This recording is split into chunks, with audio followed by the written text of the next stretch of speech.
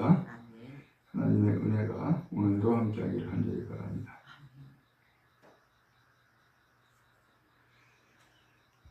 오늘 이 역대상 5장에서는 세 아들들, 세 지파의 이름이 나옵니다. 먼저는 르우벤 자손, 그 다음에 11절부터는 갓 자손, 그 다음에 18절부터는 므낫세 반지파, 이렇게 해서 세 자손들이 나와요.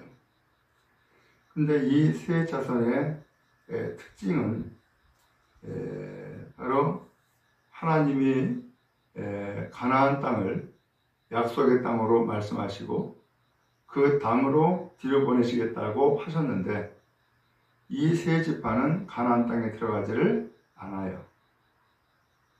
그리고 유단 서편이 하나님이 약속한 땅인데 유단 동편에까지 가고서는 더 이상 가나안 땅으로 넘어가질 않아요.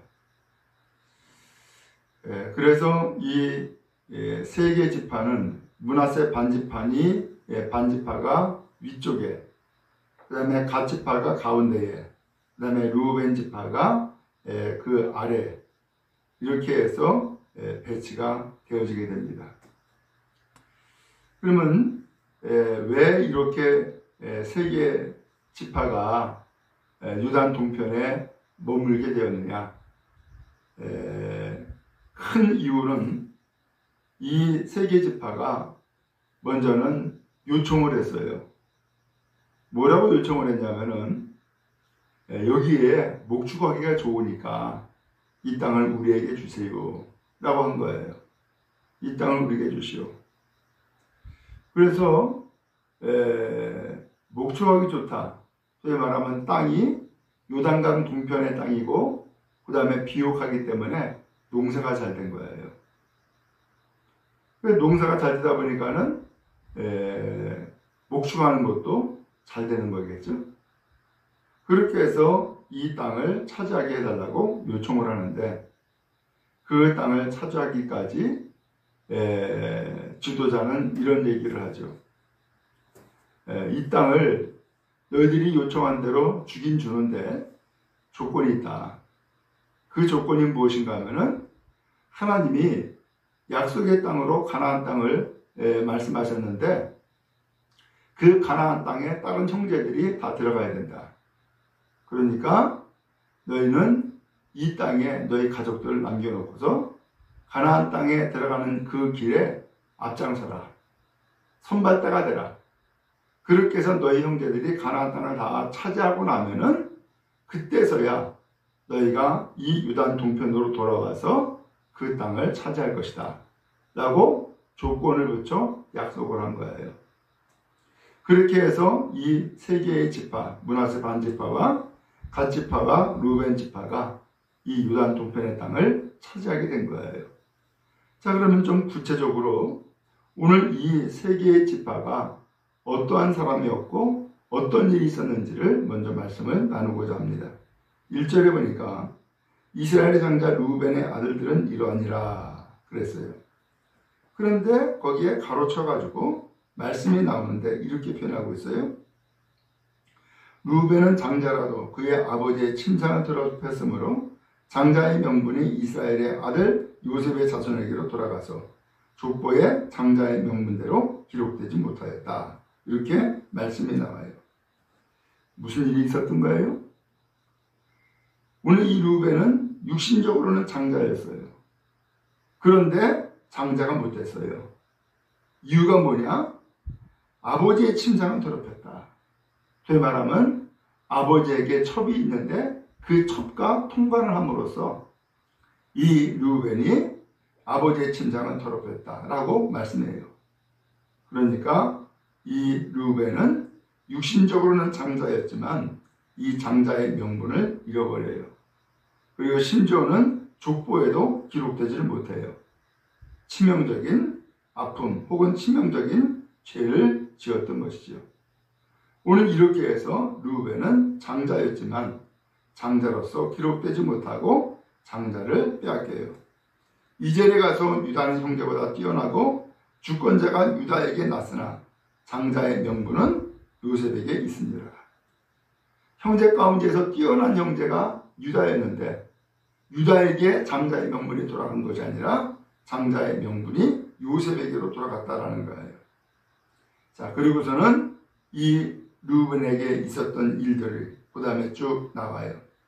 거기 6절에 보니까 그의 아들은 부에라이니 그는 루벤 자손의 지도자로서 아수르 왕 디글랏 빌레셀에게 사로잡혔다 라는 말씀이 나와요. 오늘 이 루벤의 자손 가운데에서는 아수르 왕에게 사로잡힌 포로로 끌려가는 그런 역사도 기록을 하고 있죠. 왜 이런 일을 기록을 했을까요? 루벤이 바로 장자였지만 아버지의 침상을 더럽혔다 그랬잖아요. 그 지은 죄가 있는데 그의 후손 때에 가가지고서는 아수르 왕 디글랏 빌레셀에게 사로잡힘으로써 그 자손이 빼앗김을 당하는 그러한 고통이 이르게 되었던 것이죠. 오늘 이것이 루벤 자손의 모습이었어요. 그리고 9절에 보니까 동으로 가서 거주하면서 유브라데 강에서부터 광야 지경까지 다다랐다라고 했어요. 그리고 이는 길앗 땅에서 그 가축이 번식함이라. 이 가축의 번성은 이루었고 그러면서 동으로 거주하면서 유브라데 강까지 광야까지 이르렀다는 거예요. 큰 땅을 차지할 수 있게 되었던 것이죠.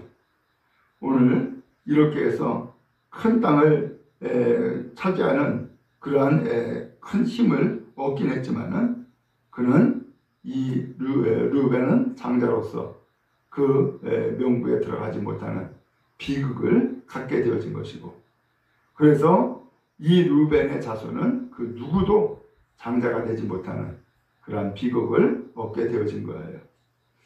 자, 그런 의미에서 오늘 하나님은 오늘 우리에게 혈통을 따르는 것이 아니라 하나님의 은혜를 따르고 하나님의 섭리를 따르게 하시는 뜻이 여기에 기록되어 있는 것을 볼 수 있어요. 우리 역시도 육신적으로 장자가 아니죠. 하나님의 택한 백성 이스라엘이 아니란 말이죠. 그럼에도 불구하고 오늘 하나님께서는 큰 은혜를 베풀어 주사 우리를 택하여 주시고 우리를 구원하여 주시고 하나님의 자녀로 삼는 은혜를 베풀어 주신 줄로 믿습니다.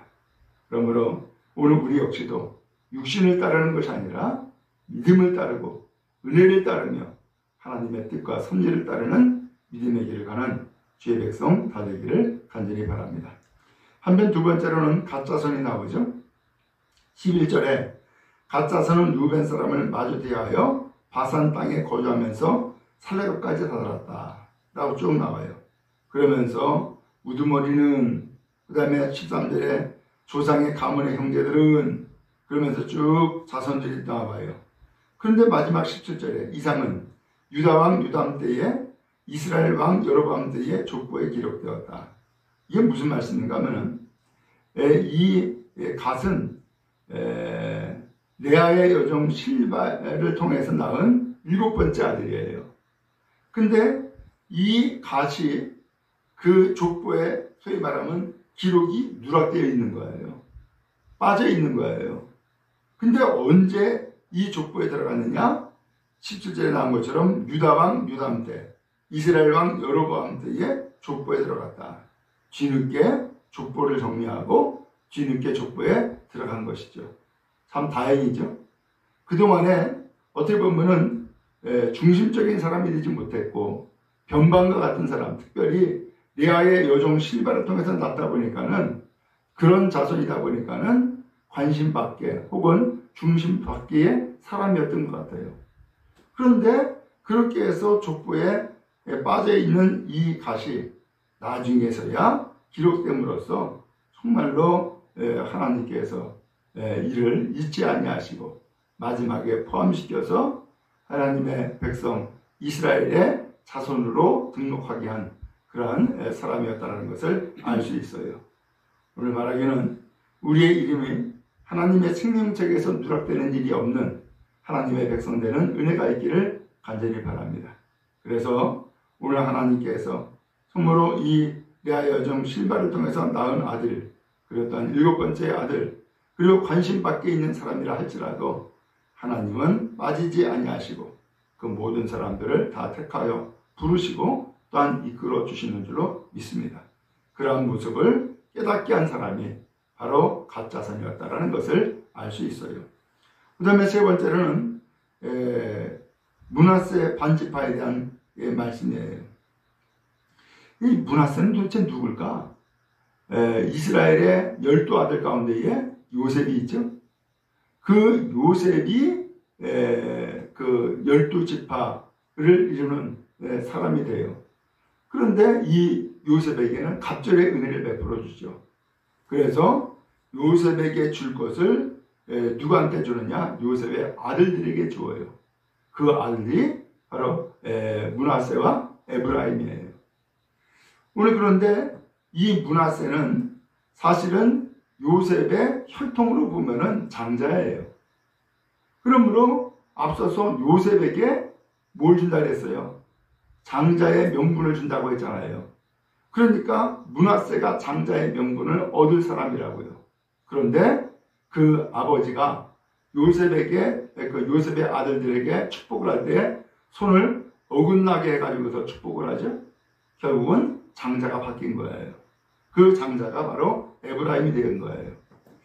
오늘 이 므낫세는 그러면은 그 장자권을 빼앗긴 사람이었는데 이 사람에게 18절에 싸움에 나갈 만한 용사, 방패와 칼을 들고 활을 당겨 싸움에 익숙한 자가 44,760명이었다라고 했어요. 이 루벤, 갓, 므낫세 반지파가 그 땅을 차지하려면은 싸워야 돼요. 싸우라고 이미 요구를 했어요. 요단강을 건너서 먼저 네가 앞장서서 싸워라. 그래서 44,760명의 군사들을 모집을 해가지고서는 앞장서 나가 싸우는데 거기 19절에 보니까는 하갈 사람 여드루와 나비스와 노닥과 싸우는 중에 도심을 입었다라고 표현했어요. 어떤 도움을 얻었느냐? 하갈 사람과 그들과 함께 있는 자들이 다 그들의 손에 패하였는데 이는 그들이 싸울 때에 하나님께 의리하고 부르짖음으로 하나님이 그들에게 응답하셨다라고 했어요. 그들은 이제 이 싸울 수밖에 없고 싸워야 되는 상황에서 하나님께 의지함으로 하나님께 부르짖어 기도함으로 하나님이 응답하셔서 이 싸움에 승리를 주었다라고 말씀을 하고 있습니다. 그래서 22절에 보니까는 죽음을 당한 자가 많았으니 이 싸움이 하나님께로 말미암았습니다. 오늘 이 르우벤 므낫세 반지파는 끝까지 싸웠고 그 싸움은 하나님의 뜻, 하나님의 섭리 가운데 이루어졌다는 것을 알 수 있어요. 그래서 23절 말씀해 보니까는 므낫세 반지파의 자손들이 그 땅에 거주하면서 번성했어요. 어디까지 이르렀느냐? 바산에서부터 바알 헤르몬 그리고 스닐 헤르몬산까지 다다랐다.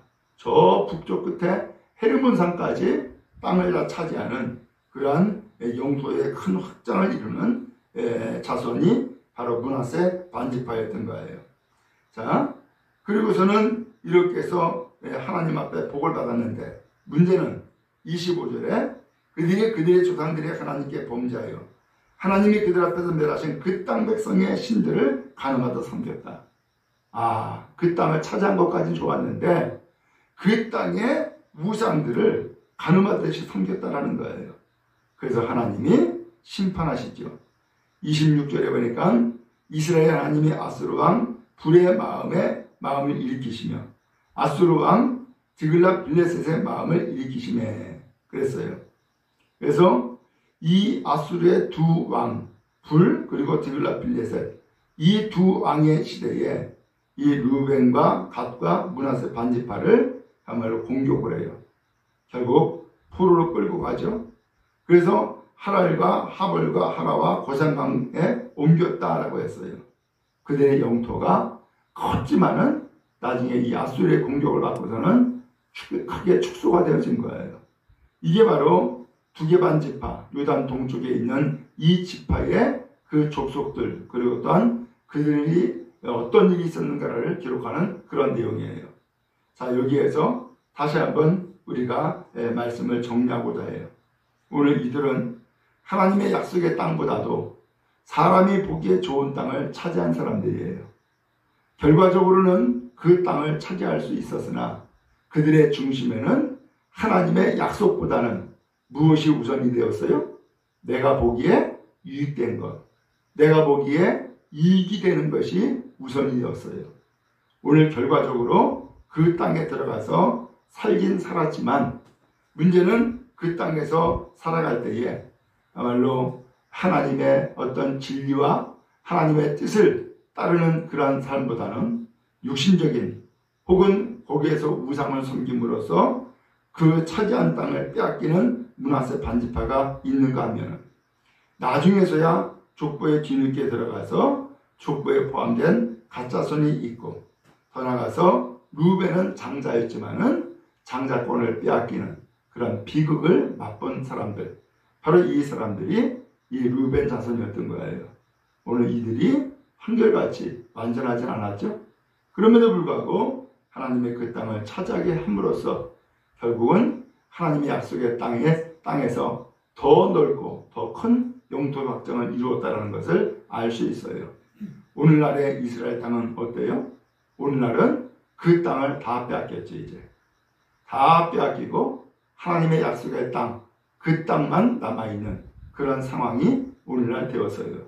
결과적으로 하나님의 말씀이 이루어지더라 라고 하는 것을 다시 한번 역사적으로 깨달아 알게 되어져요. 바라기는 오늘 우리가 하나님 앞에 내 욕심과 내 뜻을 펼치기보다는 하나님의 뜻을 따르고 살아가는 것이 복된 길이고 은혜의 길이 되어질 줄로 믿습니다. 오늘도 하나님의 선하심과 인자심이 함께하기를 간절히 바랍니다.